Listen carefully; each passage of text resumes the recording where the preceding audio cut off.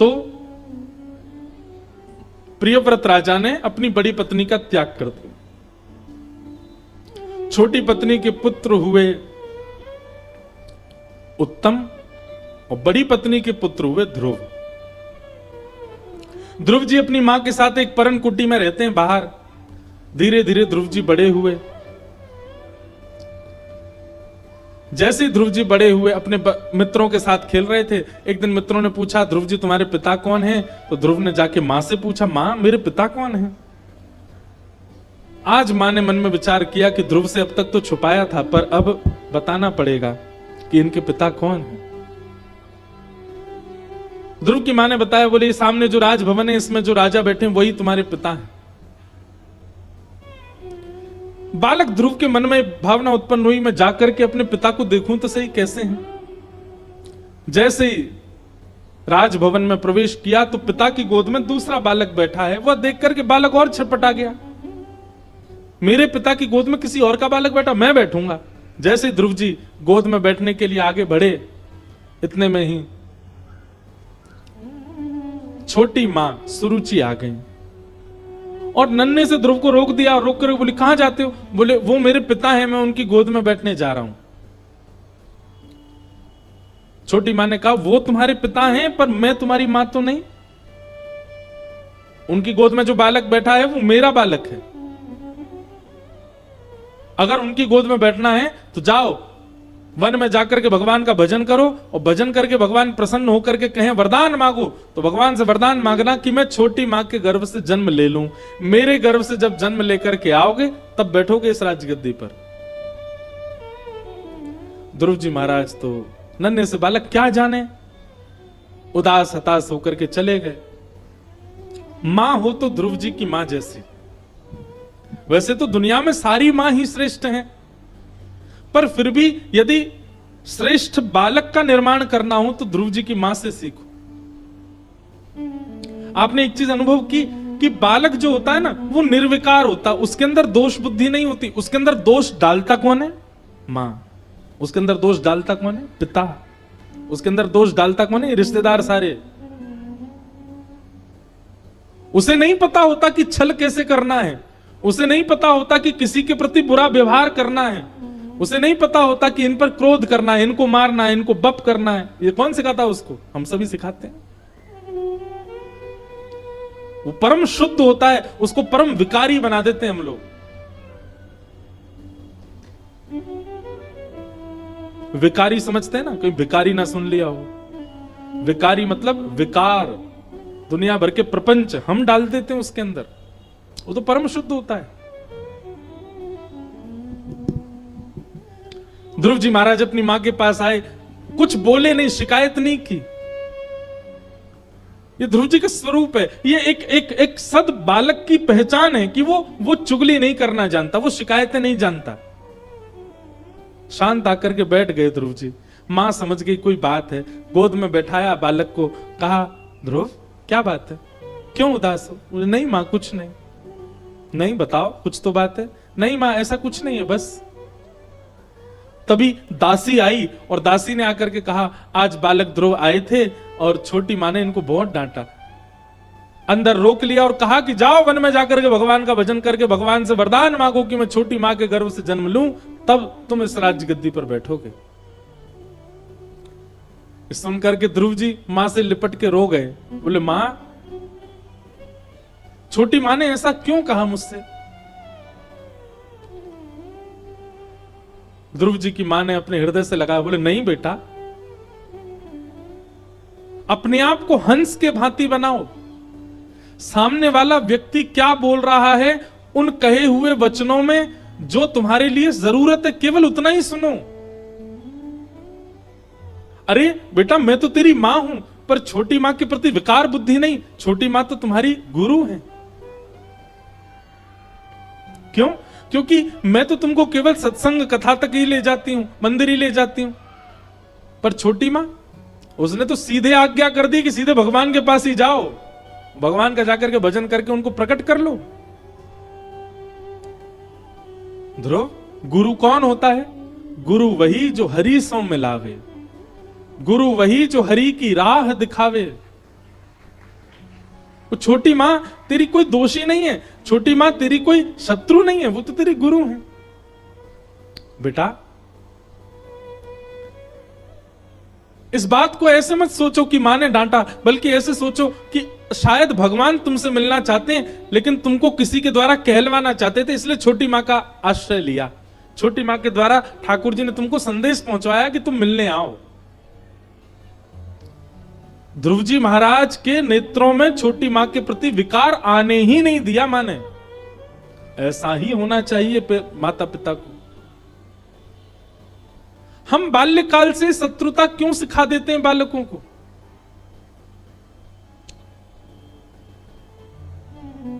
पहले दिन भी मैंने एक बात कही थी कि माता पिता के पास तर्क होता है कि अगर हम बालकों को स्मार्ट नहीं बनाएंगे, बालकों को चतुर नहीं बनाएंगे, बालकों को चालाक नहीं बनाएंगे, बालकों को सब चीजों के बारे में नहीं बताएंगे, तो ये दुनिया बड़ी खतरनाक है, हमारे बालकों का दुरुपयोग करेगी, हमारे बालकों के साथ कुछ भी खिलवाड़ कर सकती है, समाज अच्छा नहीं है, संसार अच्छा नहीं है। भैया हमारी एक बात सुनना, जब व्यक्ति चतुर होता है, जब व्यक्ति बुद्धिमान होता है, जब व्यक्ति श्रेष्ठ होता है, तो उसकी जिम्मेवारी वह खुद है, क्योंकि उसके पास बुद्धि है, उसके पास चतुराई है, उसके पास जानकारी है। लेकिन जब व्यक्ति भोला होता है, सीधा होता है, सरल होता है, तो उसकी जिम्मेवारी कोई और लेता है, और वो कोई और नहीं है, साक्षात ठाकुर जी है। ठाकुर जी जिम्मेवारी लेते हैं सरलों की, सच्चों की, निर्विकारों की। अरे सीधा सा भाव है, मां जब बाजार जाती है तो बड़े बच्चे को घर छोड़ के जाती है, छोटे वाले को नहीं छोड़ के जाती। क्यों? क्योंकि जानती है छोटा चंचल है, छोटा अभी जानकार नहीं है, छोटा सरल है, बड़ा जानकार है, इसलिए उसके हवाले करके जाती है। ऐसे ही ठाकुर जी, जब उनको दिखता है कि व्यक्ति बहुत चतुर बन गया, बहुत ज्ञानी है, सब कुछ है इसके पास, तो भगवान कहते हैं अपना कल्याण स्वयं कर। लेकिन जब व्यक्ति बहुत सरल है, सीधा है, सहज है, दीन है, तो ठाकुर जी कहते हैं इसका कल्याण तो मुझे ही करना पड़ेगा। बहुत सरल है, और ये सरलता उसको मां ही सिखा सकती है, ये दीनता उसको मां ही सिखा सकती है।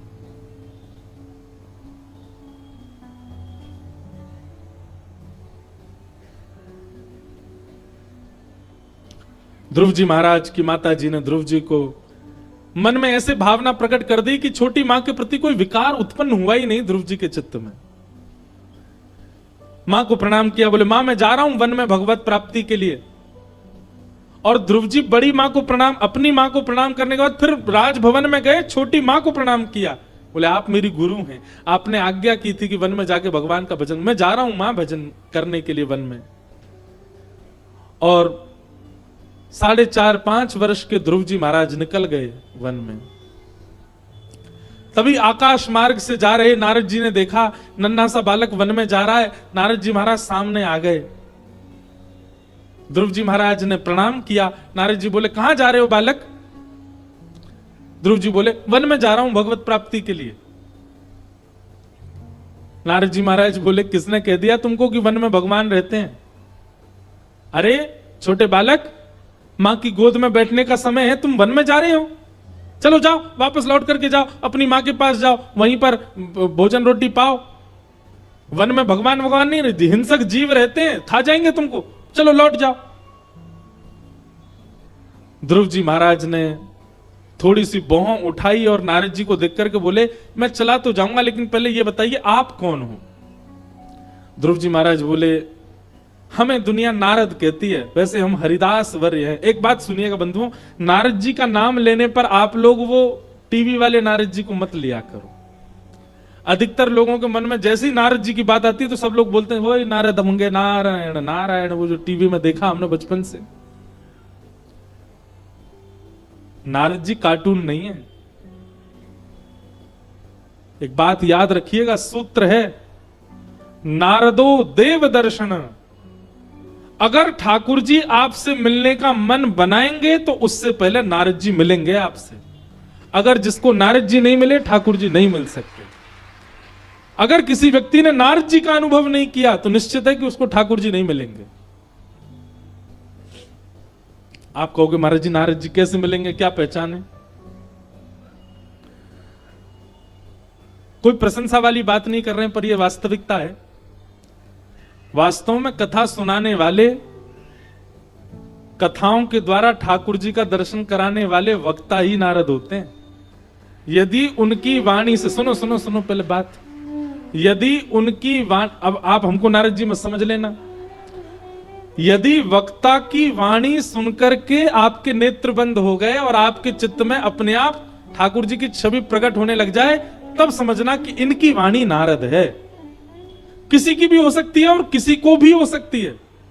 यहां हजारों लोग बैठे हैं, पर हजारों में सबको भगवत अनुभव हो रहा होगा नहीं, पर हां 5-6 को हो रहा होगा।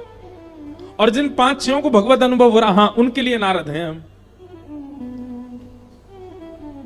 जिसकी वाणी सुनकर के आपके चित्त में ठाकुर जी के प्रति प्रेम बढ़ जाए, ठाकुर जी के प्रति और आनंद बढ़ जाए, ठाकुर जी के प्रति और स्नेह हो जाए, समझ जाना वही नारद है। बस उनकी वाणी सुनते ही रहो।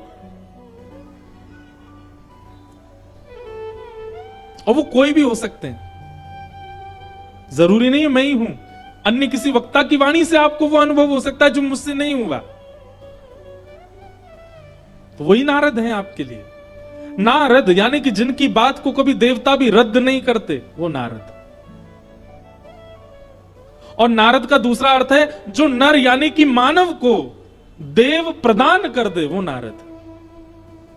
नारद बिचौलिया हैं, नारद जी नहीं आए तो ठाकुर जी नहीं आएंगे, इसलिए नारद जी का आना बहुत जरूरी है जीवन में। ध्रुव जी महाराज ने पूछा आप कौन हो, आप मेरा मार्ग रोक रहे हो, आपका नाम क्या है? नारद जी महाराज बोले मैं नारद हूं। ध्रुव जी बोले रहने दो, आप झूठ बोल रहे हो, आप नारद नहीं हो सकते। नारद जी बोले क्यों, हम नारद क्यों नहीं हो सकते? बोले मेरी मां कहती है कि भगवान बाद में मिलते हैं, पहले नारद जी मिलते हैं। आप कैसे नारद जी हो, मुझे घर जाने के लिए कह रहे हो? अरे आपको तो मेरा हाथ पकड़ करके ले जाना चाहिए कि देखो यहां मिलेंगे भगवान, और आप मुझसे कह रहे हो घर चले जाओ। आप नारद नहीं हो। नारद जी महाराज समझ गए, बोले बालक सामान्य नहीं है, जानकार है। नारद जी ने तुरंत हृदय से लगाया ध्रुव जी को, बोले बालक तुझे भगवान जरूर मिलेंगे। तेरी निष्ठा और तेरा जो विश्वास है ना, उस पर मैं न्योछावर हो चुका हूं। मैं तो परीक्षा लेने आया था, निश्चित मिलेंगे। तुम जाओ वन में, पर वन में जाकर के कैसे पुकारोगे ठाकुर जी को? एक मैं 12 अक्षर मंत्र तुमको दे देता हूं, इस मंत्र से तुम ठाकुर जी को पुकारा करना। ये 12 अक्षर मंत्र ही ओम नमो भगवते वासुदेवाय, ये 12 अक्षर मंत्र है। इसमें 12 अक्षर हैं। हमारे ब्रज के एक संत कहते हैं भगवान का फोन नंबर है ये। क्यों? ISD कॉल है, इसलिए 2 संख्या ज्यादा है। जैसे विदेश कॉल करने पर 12 नंबर डालने पड़ते हैं, ऐसे ही ठाकुर जी को कॉल करने के लिए ये 12 अंकों का भगवान का नंबर है। रोज इस पे फोन किया करो, ओम नमो भगवते वासुदेवाय, ठाकुर जी को पुकारा करो। ध्रुव जी महाराज यह मंत्र लेकर के वन में चले गए और 5 महीने तक ध्रुव जी ने तप किया, केवल 5 महीने। लेकिन 5 महीने तप कैसे किया वो सुनो। पहला महीना प्रारंभ हुआ तिरात्रांते कपित्थ बदरासना।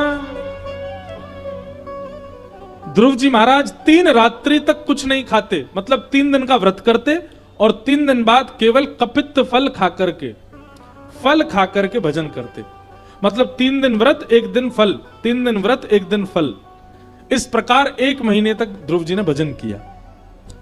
दूसरा महीना प्रारंभ हुआ तो 6 दिन तक कुछ नहीं खाते और 6 दिन बाद केवल जल पी करके और पत्ते खा करके भजन करते। तीसरा महीना जब प्रारंभ हुआ तो 9 दिन तक कुछ नहीं खाते और 9 दिन बाद केवल वायु पी करके भजन करते हैं। चौथा महीना प्रारंभ हुआ, अब ध्रुव जी 12 दिन तक ना कुछ खाते हैं, 12 दिन तक ना कुछ पीते हैं, 12 दिन में 1 बार श्वास लेते हैं। आप कहोगे तो असंभव है, नहीं, साधक व्यक्ति के लिए सब संभव है। 12 दिन तक ध्रुव जी श्वास नहीं लेते, 12 दिन बाद केवल 1 बार श्वास भीतर लेते। जैसे ही चौथा महीना पूर्ण हुआ, ध्रुव जी महाराज मन में विचार करने लगे भगवान अभी तक नहीं आए। मैं हर महीने 3 दिन का व्रत बढ़ा देता हूं, अब के मैं पूर्ण व्रत करूंगा, ना मैं श्वास लूंगा, ना मैं श्वास छोड़ूंगा, ना कुछ खाऊंगा, ना पीऊंगा, केवल एक पैर पर खड़े होकर के भगवान को पुकारूंगा। और 5वां महीना प्रारंभ होते ही ध्रुव जी ने श्वास लेना भी बंद कर दिया। अपनी दोनों भुजाओं को आकाश की ओर करके एक पैर के ऊपर खड़े होकर के ध्रुव जी महाराज भजन करने लगे।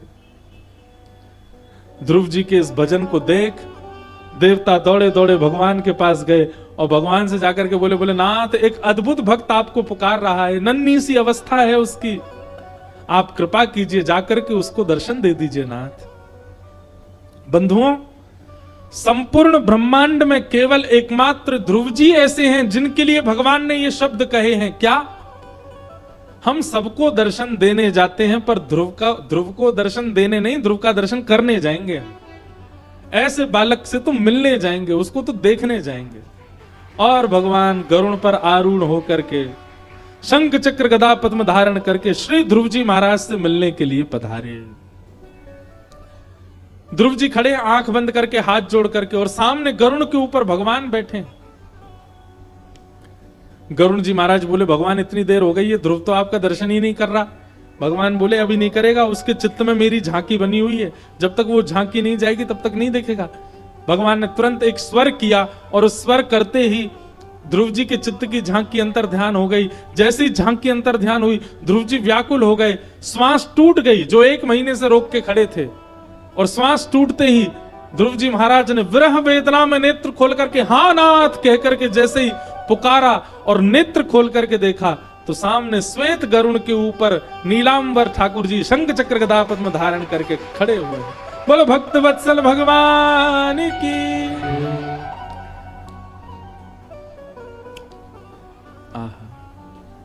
ध्रुव जी महाराज के नेत्र सजल हो गए।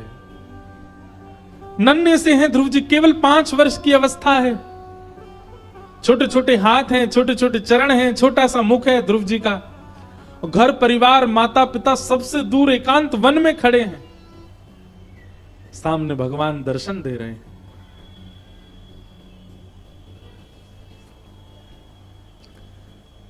अब ध्रुव जी ने आंख तो खोल ली, लेकिन बहुत देर हो गई, बोले ही नहीं कुछ भी, बस आंखों से आंसू गिरते जा रहे हैं। बंधुओं, एक वर्णन यहां पर ऐसा आता है कि ध्रुव जी महाराज ने जब भगवान को देखा तो देखते ही ध्रुव जी को क्या हुआ? द्रग्भ्याम प्रपश्यन् प्रपिबानिवार्भक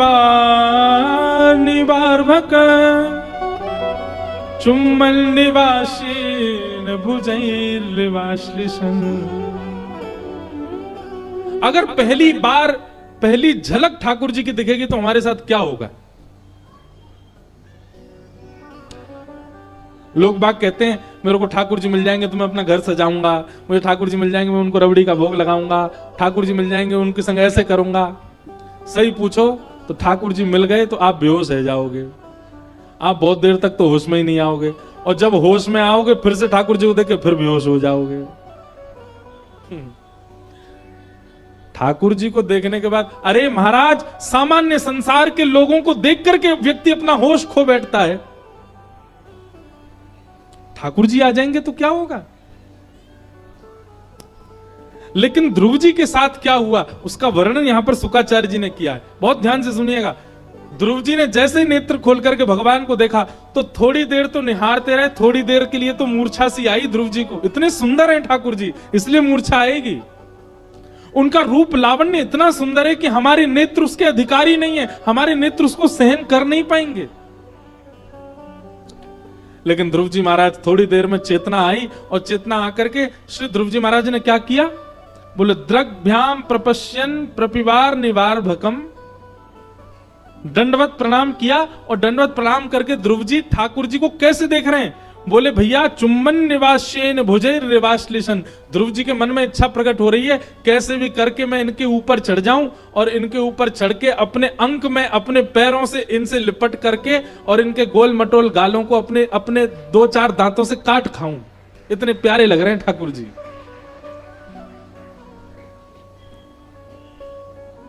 ध्रुव जी के मन में ये भावना आ रही है। ये बात हम क्यों कह रहे हैं? लोग गोपियों पर प्रश्न उठाते हैं कि भगवान श्री कृष्ण को देख करके गोपियां रास विहार कर रही हैं, अपने पति परिवार संसार को छोड़कर के श्री कृष्ण के प्रति आकृष्ट हो रही हैं। अरे ठाकुर जी का स्वरूप ऐसा है, नन्हा सा 5 वर्ष का बालक ध्रुव जब ठाकुर जी के प्रति आलिंगन की भावना रख सकता है, ठाकुर जी का रूप ही ऐसा है कि उस रूप पर व्यक्ति मोहित हो ही जाएगा, आकृष्ट हो ही जाएगा।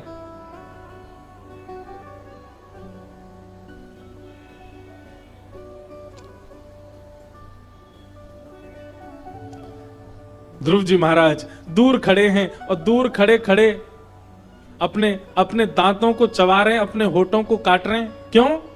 इतना इच्छा हो रही है कि कैसे भी ठाकुर जी गोद में चढ़ करके एक बार इनके गालों का अपने ओष्ठों से स्पर्श तो कर लूं मैं। कितने प्यारे लग रहे हैं ठाकुर जी। अरे भाई, बड़े की भावना बालक के प्रति ऐसी हो समझ में आता, पर नन्हे से बालक की भावना बड़े के प्रति ऐसी हो ठाकुर जी के प्रति ही हो सकती है। बालक को सब पकड़ करके अपनी गोद में लेके उसके गाल का स्पर्श करना चाहते हैं, पर बालक किसी बड़े को देख करके उसकी गोद में चढ़ के उसके गाल का, ये तो उल्टी गंगा है। पर ध्रुव जी की स्थिति ऐसी, ठाकुर जी के रूप के प्रति। ध्रुव जी जब थोड़ी देर कुछ नहीं बोले, भगवान ने समीप बुलाया, बोले इधर आओ ध्रुव, तुम बोलते क्यों नहीं हो? हमको बुलाया तो फिर बोलो। ध्रुव जी महाराज बोले, मैं छोटा सा बालक हूं, अभी तो मुझसे बोलना ही नहीं आता, आप कृपा करो। तब भगवान ने अपना शंख ध्रुव जी के गाल से स्पर्श कराया, और जैसे ही स्पर्श कराया ध्रुव जी को ब्रह्म ज्ञान हो गया। ध्रुव जी महाराज अपनी बुद्धि विवेक से भगवान की स्तुति गाने लगे, और स्तुति गाते हुए कह रहे हैं, अब पूरी स्तुति तो हम नहीं गाएंगे, पर एक अंतिम याचना जो ध्रुव जी ने की है कि भक्ति मुहु प्रवहताम त्वयि में प्रसंगो भूयादनंत महताम ममलाशयानाम ये नांजसोल वणमुरु व्यसनम भवाब्धिम निश्चय भवद गुण कथा मृतपान मत। क्या कह रहे हैं ध्रुव जी? हे नाथ, पूरी स्तुति गाई ध्रुव जी ने, और स्तुति के बाद में अब वरदान मांग रहे हैं ठाकुर जी से। ध्यान से सुनिएगा क्या वरदान मांगते हैं। बोले, नाथ, दुनिया तो मांगती है कि आपकी भक्ति मेरे जीवन में आ जाए, पर मैं आपसे मांगूंगा कि आपकी भक्ति का व्यसन मुझको लग जाए। जैसे व्यसनी व्यक्ति को लत लग जाती है एक वस्तु की, वैसे मेरी स्थिति हो जाए, मैं व्यसन की भांति आपकी भक्ति किया करूं। जैसे व्यसनी व्यक्ति हर जगह बहाने ढूंढता है व्यसन भोगने के, मैं हर जगह बहाने ढूंढा करूं आपको भजने का। नाथ, ऐसी कृपा मुझ पर कर दो। ध्रुव जी महाराज की भक्ति से ठाकुर जी अत्यंत प्रसन्न हो गए, और प्रसन्न होकर के ठाकुर जी ने ध्रुव जी को वरदान प्रदान किया। और वरदान देकर के भगवान बोले, अब ध्रुव तुम 36,000 वर्ष तक राज्य करो। ध्रुव जी बोले, अब मुझे राज्य की कामना नहीं है। भगवान बोले, आए तो तुम राज्य की कामना से ही थे, अपने पिता की राज्य सिंहासन पर तुमको बैठना था। अब जाओ, हम तुम वरदान देते हैं, 36,000 वर्ष तक के लिए तुम राजा बनोगे। और 36,000 वर्ष के लिए ध्रुव जी राजा बने। तत्पश्चात मृत्यु देवी के सिर पर पैर रख करके एक विमान में विराजमान होकर के श्री ध्रुव जी महाराज ध्रुव लोक को प्रस्थान करे।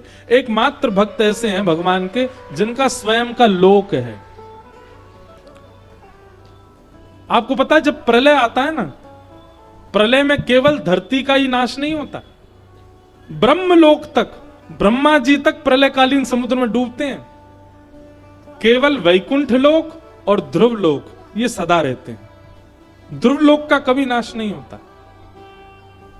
इसलिए जो व्यक्ति अनन्य भक्ति करता है, अनन्य सेवा करता है, उसको या तो वैकुंठ लोक की प्राप्ति होती है या ध्रुव लोक की प्राप्ति होती है। ऐसे ध्रुव जी महाराज को हम बारंबार प्रणाम करते हैं। बोलो ध्रुव जी महाराज की।